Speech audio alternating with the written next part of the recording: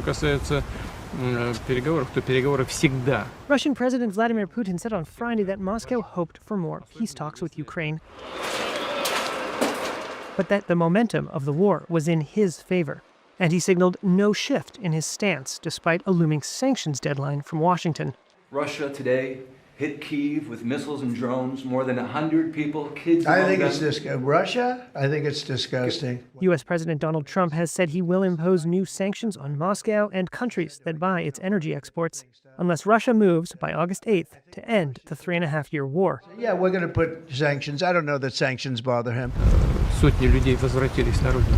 Putin, without referring to the Trump deadline, said 3 sessions of peace talks with Ukraine had yielded some positive results, and Russia was expecting negotiations to continue. Наши войска наступают по всей линии боевого соприкосновения. He said Russian troops were attacking Ukraine along the entire front. Putin made his remarks alongside his ally, Belarusian President Alexander Lukashenko.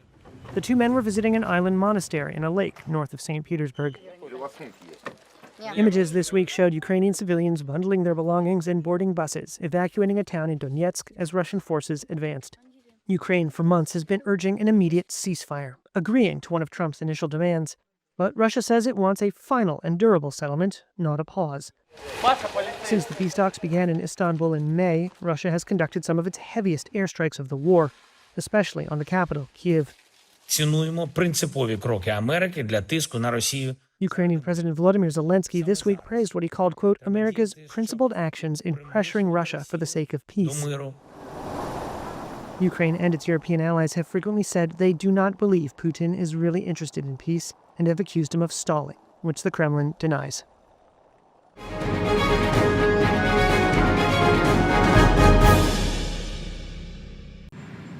U.S. President Donald Trump fired the commissioner of the Labor Department's Bureau of Labor Statistics, Erica McIntyre, on Friday, after data showed weaker than expected employment growth in July and massive downward revisions to the prior 2 months' job counts.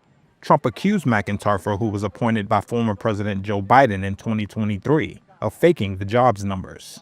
I've had issues with the numbers for a long time, but we're doing so well. I believe the numbers were phony, just like they were before the election, and there were other times. So you know what I did? I fired her. There is no evidence to back Trump's claims of data manipulation by the BLS, the statistical agency that compiles the closely watched employment report as well as consumer and producer price data. The BLS did not immediately respond to a request for comment. Economists, labor unions, and Democratic Party leaders criticized the firing as an attempt by the Trump administration to manipulate data and warned of lasting damage to the economy. The economy created only 73,000 jobs in July. Data for May and June were revised sharply down to show 258,000 fewer jobs created than had been previously reported.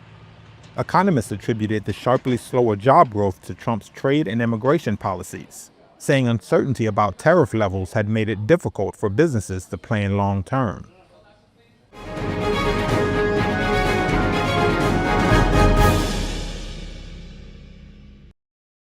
President Donald Trump's Middle East envoy Steve Witkoff on Friday became the first high-profile U.S. official to visit Gaza since the war began. He toured a U.S.-backed aid operation that the United Nations says is partly to blame for deadly conditions in the enclave. The site, run by the U.S.-backed Gaza Humanitarian Foundation, is a group the UN has declined to work with. Witkoff said the goal of the visit was to put together a new aid plan for the war-shattered territory. Hayam Jandia, a displaced Palestinian, was skeptical about his visit. He should look at our situation. Our children are dying of hunger. We can't sleep from fear.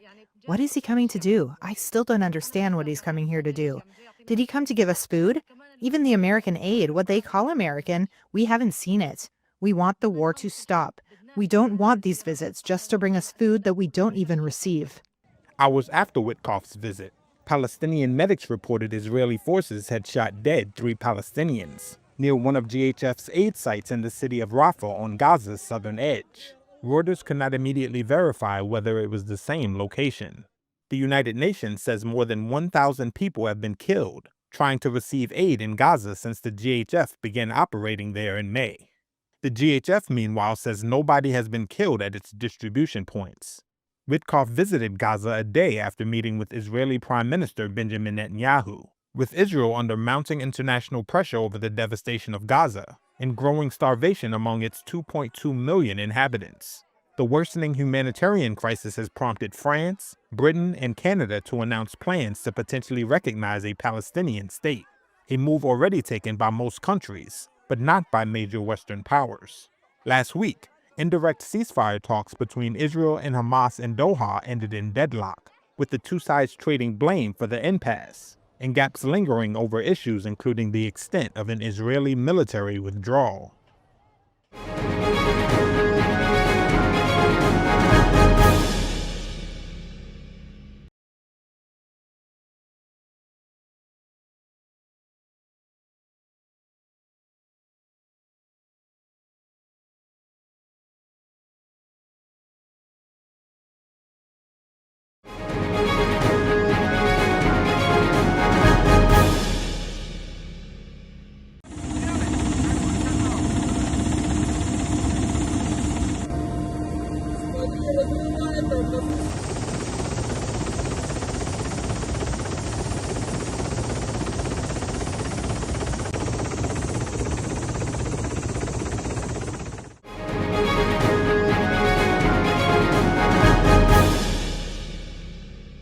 T-minus 10, 9, 8, 7, 6, 5, 4, 3, 2, 1. Ignition.